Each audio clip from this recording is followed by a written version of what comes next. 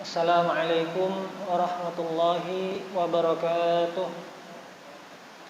Biniyatil qabul wa tamami kulli sulin ma'mul ila hadrati sayyidina wa habibina wa syafi'ina ar-rasul sallallahu alaihi wasallam thumma ila ali baitihil kiram was sahabah wal qarabah wa tabi'in wa tabi'it tabi'in wa man tabi'ahum bi ihsanin ila yaumiddin.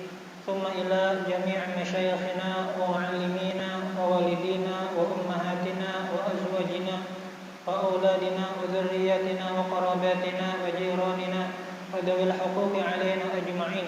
Thumma ila jami'i ikhwanina al muslimina wal muslimat wal mu'minina wal mu'minat al ahya'i minhum wal amwat bi anna Allah yataghashshahum bir rahmatil maghfirah wa yu'li darajatihim fid dunya wal akhirah wa yadkhiluna wa iyyakum al jannata bighairi hisab.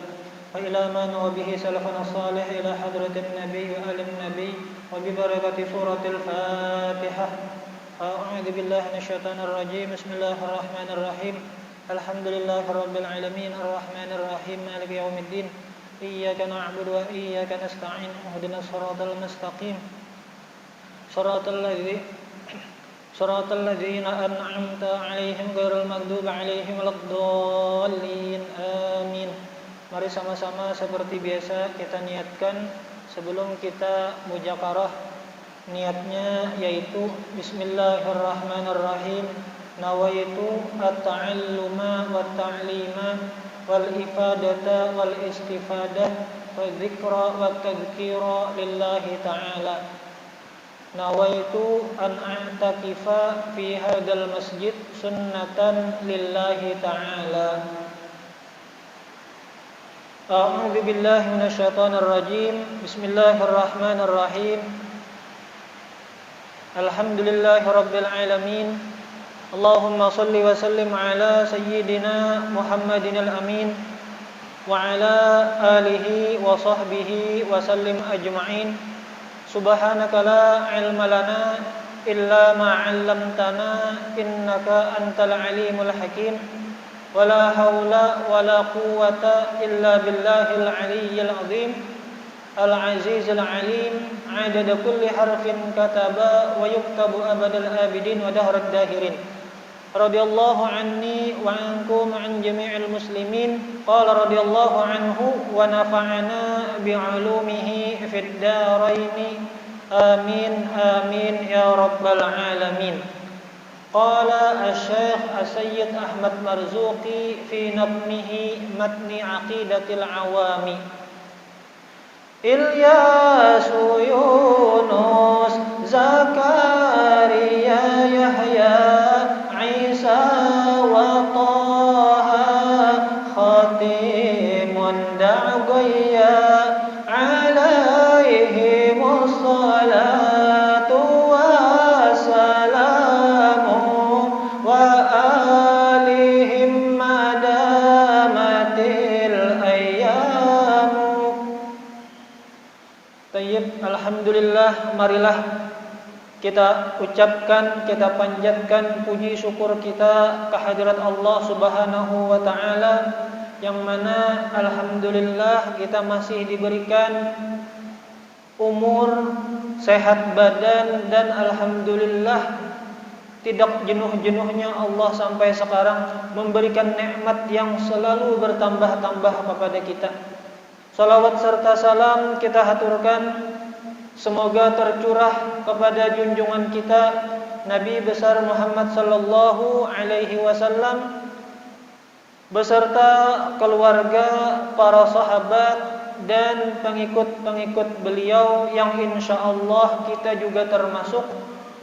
Di balik ucapan alhamdulillah dan salawat serta salam tersebut, kita berharap kepada Allah Subhanahu wa taala semoga kita termasuk pengikut-pengikut baginda Nabi Muhammad sallallahu alaihi wasallam yang Allah taala mudahkan hatinya ikhlas, hatinya istiqomah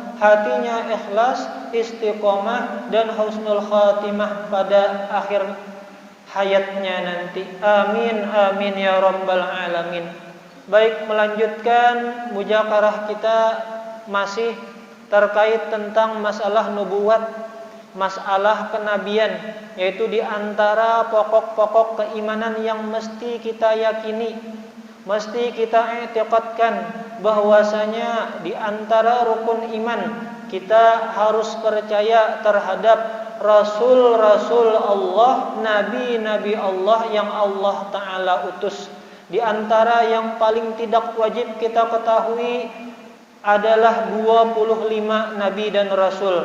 Dan alhamdulillah, tidak jenuh-jenuhnya kita mengucapkan alhamdulillah.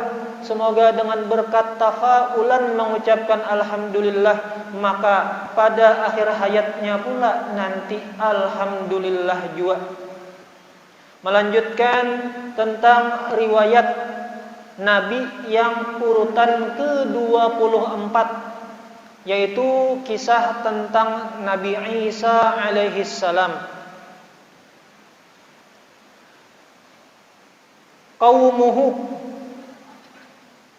jadi kaum bangsa yang dijadikan objek sasaran dakwah Nabi Isa itu adalah hum Banu Israil. Tarabba fihim ma'a Yahya alaihi salam washtahara bil hikmati wal ilmi. Jadi Nabi Isa diutus kepada siapa? Termasuk kepada Bani Israel. Yang mana Bani Israel sebelumnya itu dibimbing, diayomi, diarahkan oleh Nabi Yahya alaihi salam. Di antara keistimewaan Nabi Yahya itu adalah ishtahara, masyhur, ma'ruf, artinya wantar. Bil hikmati wal ilmi. Jadi di antara makna hikmah di situ ketika kita merujuk kepada tafsir Al-Qur'an, ai bin nubuwati, terkenal dengan kenabiannya. Ada juga makna lain, bil fatonati, dengan kecerdasannya. Jadi salah satu keistimewaan bahasa Arab itu satu lafaz bisa punya banyak makna. Satu kata itu maknanya banyak. Itu bahasa Arab. Kalau pondokan yang rajin belajar, yaitu satu kata punya banyak makna. Contohnya ainun.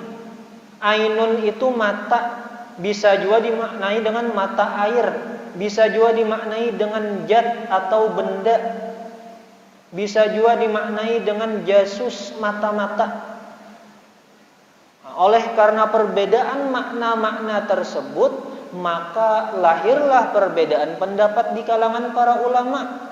Kenapa? Karena ketika memaham konteks ayat, konteks hadis, maknanya banyak. Berarti ulama memilih makna yang ini berdasarkan ijtihad, berdasarkan argumentasi yang menurut ulama tersebut maknanya ke sini. Lalu berbagai macam pendapat timbulan. Lahirlah madhab empat yang mu'tabar. Selain masyhur dengan hikmah, yaitu sama dengan bil ilmi, terkenal alim. Nyata seorang nabi, seorang rasul harus alim. Kenapa? Karena merekalah yang jadi tempat keluh kesahnya kaum yang didakwahinya. Contohnya aja baginda Nabi Muhammad SAW. Ketika di masa sahabat itu bilang apabila ada masalah datang ke Rasulullah, ya Rasulullah ulun ka ini, ya Rasulullah ulun ka ini, ya Rasulullah ulun ka ini. Kada zaman Rasulullah aja sampai ke zaman sekarang, takunakan tuan guru nang ganal masing-masing aja membawa, ada nang membawa berita nyaman didengar, ada membawa berita nang sakit didengar. Artinya apa? Kalau jadi tuan guru berarti alim. Kalau jadi nabi dan rasul pasti alim. Kenapa? Karena jadi tumpuan orang-orang betakun minta pendapat.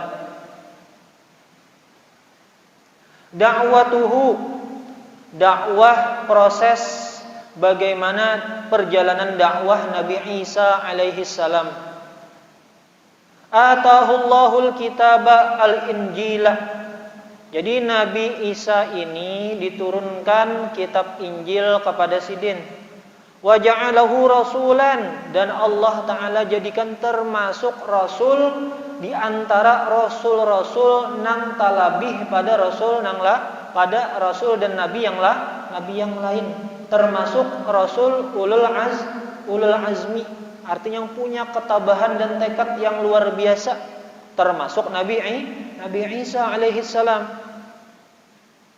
Waqad qama fi qaumihi ba'da Yahya, dan Nabi Isa itu bertugas menjalankan dakwah ilallah kepada kaumnya setelah Nabi Yahya.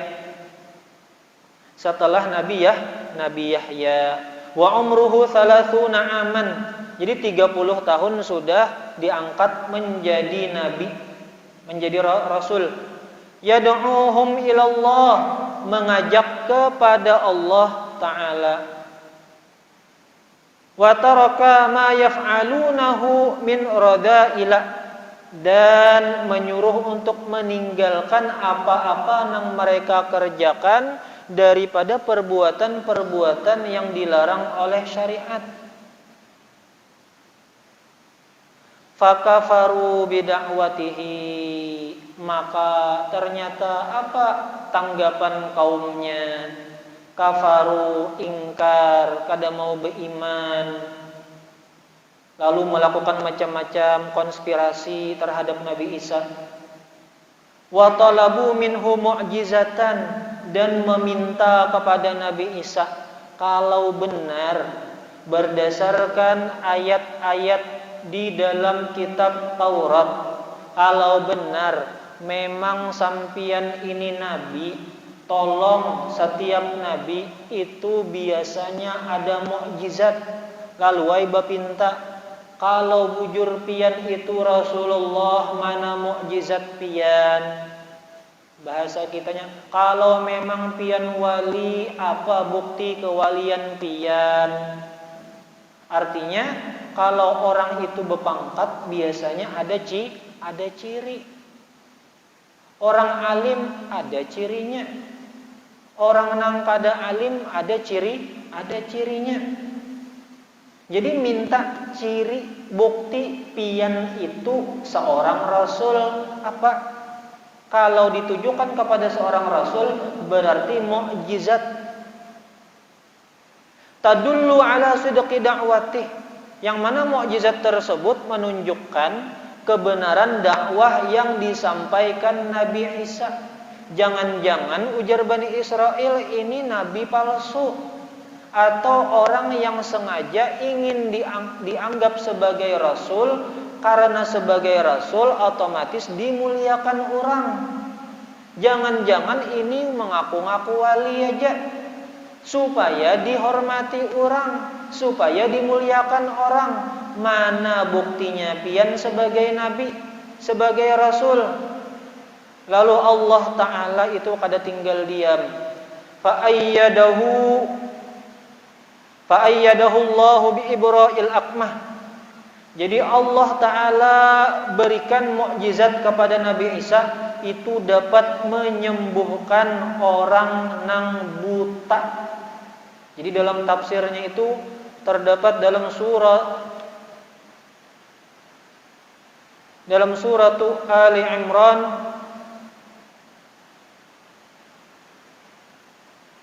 ayat 49. A'udzu billahi minasy syaithanir rajim. Wa rasulan ila bani Israil. Wa rasulan ila bani Israil. Dan Nabi Isa itu adalah seorang rasul yang diutus kepada Bani Israel. Singkat cerita, kata Bani Israel, apa bukti kenabian pian, mukjizat pian apa? Anna qad ji'tukum bi ayah. mana qad ji'tukum bi ayah, sungguh aku telah datangkan dengan tanda. Tafsirnya alamatin ala sidqi, anni qad ji'tukum bi ayah, sesungguhnya aku mendatangkan kepada kalian dengan sebuah bukti. Mir rabbikum anni akhluqu lakum minat tini kahai'atit tayri fa anfukhu fihi fayakunu tayran bi'idznillah, bahwasanya aku usawwiru, membentuk dari tanah liat seperti bentuk burung, lalu aku tiup itu bentuk burung, hiduplah burung tersebut bi'idznillah. Lalu wa ubri'ul akmaha wal abrasa wa uhyil mauta bi'idznillah, dan aku menyembuhkan orang nang buta. Akmah di situ wulida a'ma, buta sejak lahir. Buta sejak lahir Nabi Isa bisa menyembuhkan, mimbabi aula apalagi butanya itu hanyar ada, asalnya pada buta, lalu karena sebab sesuatu hal lalu buta. Itu lebih lagi.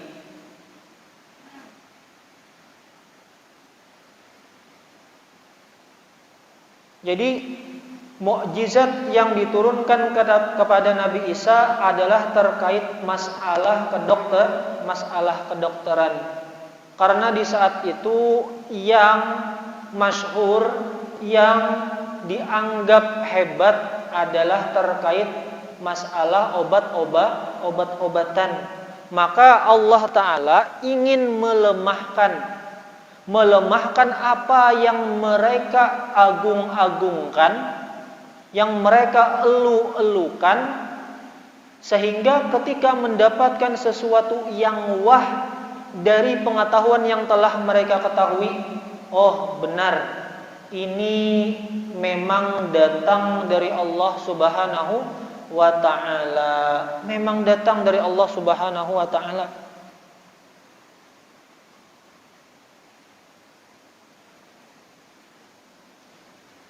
Jadi tadi wa yumbi'un nasa bima yaddakhiruna fi buyutihim, dan Nabi Isa itu tahu apa yang disimpan oleh manusia di rumah mereka.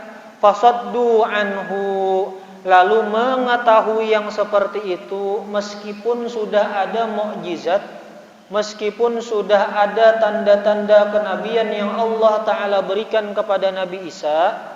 Fasaddu anhu, tatap aja mereka kada hakun beriman, menghalangi dakwah Nabi Musa. Fanada Isa alaihi salam binusratihi wal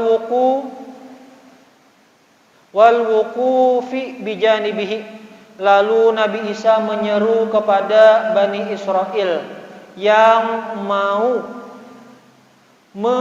membantu dakwah Nabi Isa dan beriman kepada Nabi Isa. Fajaat jama'atun minal hawariyin, maka hadirlah sekelompok orang pembela Nabi Isa. Dafa'u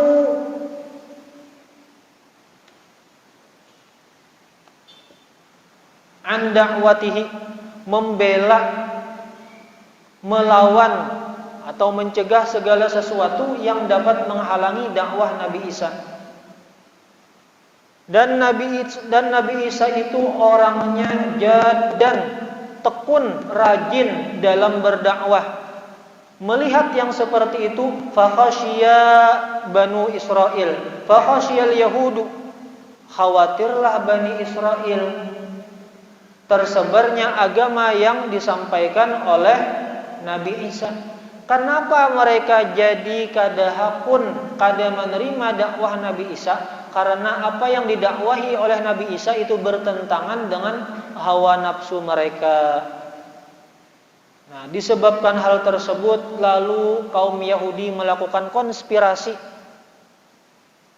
untuk memerangi Nabi Isa alaihi salam. Lalu mereka pergi kepada pemimpin di negeri tersebut, di negeri Rum, dan mereka bersekongkol untuk membunuh Nabi Isa alaihi salam. Romawi lah, wa akhadu yabahatsuna anhu falam yajiduhu. Ketika mereka sudah sepakat untuk membunuh Nabi Isa, lalu mereka menuju ke tempat Nabi Isa, dan ternyata di sana Nabi Isa tidak ditemukan. Nah, lalu ada di antara kalangan yang dekat dengan Nabi Isa itu berkhianat. Namanya Yahuda al-Iskariyut. Yahuda al-Iskariyut fadakhalu ala Isa wa huwa yashrahu li talamidhihi. Jadi ada nang bahianat umpat dengan Nabi Isa di saat Nabi Isa mengajar kepada murid-murid sidin. Fafarrat talamidu haribina lamma ra'ul yahuda. Karena dipadahi tu Nabi Isa di situ najar, sedang mengajar, sedang berdakwah dengan pengikut-pengikutnya. Nah, lalu sudah dipadahi, melihat ada kaum Yahudi yang mendatangi mereka. Padanya lagi bukahan, kabur, lari. Wa rafa'allahu Isa, disinilah Allah Ta'ala mengangkat Nabi Isa ke langit. Ada yang mengatakan langit yang ketiga, ada yang mengatakan langit yang ketiga. Wa alqallahu fi qulubil yahudi anna yahudal iskariyuti, dan Allah Ta'ala takdirkan pada hati kaum Yahudi melihat Yahuda al-Iskariyuti itu huwa Isa alaihi salam. Jadi Allah Ta'ala takdirkan nang bahianat tadi Allah Ta'ala serupakan dengan rupa mirip Nabi Isa, mirip rupa Nabi Isa. Li'annahu kana yushbihuhu, karena memang Yahuda itu mirip dengan Nabi Isa. Wa waqafa wa lam yafirra minhum, dan Yahuda tadi kada umpat bukah karena merasa di golongan Yahudi, karena inya tadi yang madahkan. Nah, kalau kayak ini aku kada umpat bukah karena aku bagian daripada Yahudi itu, aku nama madahkan. Nah, karena kada bukah ternyata mirip. Lalu sangkaan kaum Yahudi tadi Yahuda itu adalah Nabi Isa alaihi salam. Lalu ditangkap Yahuda tadi dan membunuh mereka kaum Yahudi tadi si Yahuda. Wasalabuhu, dan disalib si Yahuda tadi. Ini akidah kita. Jadi yang disalib, yang dibunuh itu adalah Yahuda. Seseorang yang memberitahu asalnya pengikut Nabi Isa, memberitahu di mana tempat Nabi Isa berada.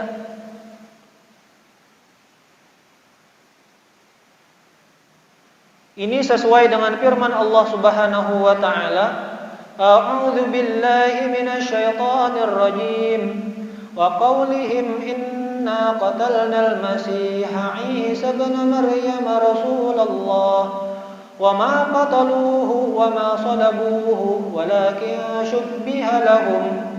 Dan ucapan pernyataan mereka kaum Yahudi, inna qatalnal masih, sesungguhnya kami telah membunuh Nabi Isa alaihi salam, ibnu Maryam, anak daripada Sayyidatuna Maryam, Rasulullah, utusan Allah. Lalu Allah menimpali, memberi komentar terhadap apa yang mereka nyatakan. Wa ma qataluhu wa ma salabuhu walakin syubbiha lahum. Dan tidaklah mereka membunuh Nabi Isa, tidaklah mereka menyalib Nabi Isa, akan tetapi syubbiha lahum, ada seseorang yang diserupakan dengan Nabi Isa yaitu Yahuda al-Iskariyuti, wa innal ladzina ikhtalafu fihi lafi syakkim min, dan sesungguhnya mereka itu berbeda pendapat juga. Jadi mulai zaman Bahari sudah sebujurannya telah mereka itu pun ragu, lafi syakkim minhu, sungguh mereka itu dalam keraguan. Kenapa jadi ragu? Karena ada dalam tafsir itu dijelaskan semirip-miripnya orang itu pasti ada beda. Nah, bedanya di mana? Oke, misalnya dari segi rupa mirip, tapi ternyata dari segi perawakan beda. Nah, amun melihat postur tubuh, ini bukan postur tubuh Nabi Isa. Ini postur tubuh orang lain. Tapi melihat kamuha mirip. Melihat kamuha mirip Nabi Isa. Lalu karena mirip Nabi Isa, itulah nang ditangkap, itulah nang dibunuh, itulah nang disalib. Selesai tugas. Ma lahum bihi min ilmin illa ittiba'adh dhann. Tidaklah bagi mereka bihi dengan Nabi Isa itu min ilmin, yakin, kada yakin juga, illa ittiba'adh dhanni, melainkan sangkaan kuat. Kenapa jadi menyangka nih kuat tuh mirip muhanya Bang? Asa jadi yakin, maulah yakin tuh muha mirip. Wa ma qataluhu yaqina, dan tidaklah mereka membunuh Nabi Isa itu secara yakin. Artinya ada yakin 100% juga nang mereka salib, nang mereka bunuh, nang mereka tangkap itu Nabi Isa. Barrafa'ahullahu ilaih, akan tetapi Allah Ta'ala angkat Nabi Isa ke langit, ilaihi, ke sisinya. Wa kanallahu azizan hakima, dan sesungguhnya dan adalah Allah Subhanahu wa Ta'ala itu maha perkasa dan maha bijaksana. Masiruhu, kisah kehidupan Nabi Isa. Jumhurul muslimin ala annahu rufi'a hayyan bijasadihi wa ruhihi yurzaqu 'indallahi wa sayanzilu akhiraz zaman. Menurut pendapat mayoritas ulama mengatakan bahwasanya Nabi Isa itu diangkat dalam keadaan hidup plus dengan jasad sidin. Kalau misalnya ruh sidin aja nang diangkat ke langit, lawan jasad sidin, ruh lawan jasad diangkat ke langit. Kalau misalnya kalau berpendapat nih kalau roh diangkat berarti wajar aja kasih Allah melihat kepada ruhnya saja. Tapi ini dalam keadaan hidup dengan jasad lengkap diangkat Allah Subhanahu wa Ta'ala ke langit. Ini termasuk perkara yang gaib bagi kita, dan ini adalah perkara yang wajib kita yakini. Kenapa diwajib diyakini? Karena terdapat secara nas zohirnya ada dalam Al-Quran. Dalam Al-Quran ada tertera. Dan dalil Nabi Isa itu akan diturunkan di akhir zaman. An Abi Hurairah radhiyallahu anhu qala Rasulullah sallallahu alaihi wasallam, wallahi demi Allah, la yanzilanna ibn Maryam hakaman adilan, sungguh akan turun Nabi Isa anak Maryam menjadi hakaman, menjadi seorang hakim adil, yang bersifat adil. Fala yaksiranna shaliba, jadi di antara yang Nabi Isa lakukan ketika diturunkan ke dunia kembali, maka Nabi Isa akan benar-benar menghancurkan salib. Artinya menghancurkan salib berarti agama mereka. Wala yaqtulannal khinzira, dan Nabi Isa akan membunuh babi. Wala yadh'anal jizyah, akan menghapuskan jizyah, pajak. Kenapa? Karena di saat Nabi Isa itu kaum muslimin akan mendapatkan kekayaan yang melimpah ruah, sehingga tidak diperlukan lagi pajak untuk membiayai negara atau membiayai masyarakat sekitar. Sugih-sugih aja berataan sudah, negara sugih, masyarakatnya sugih, kadusah lagi pajak-pajakan. Ada juga yang memaknai bahwasanya yang non muslim kadada lagi, karena pada zaman baginda Nabi itu yang bayar jizyah adalah non muslim, baik itu dari kalangan Yahudi. Walatutrakannal qalasu fala yas'a 'alaiha, dan akan ditinggalkan harta unta muda.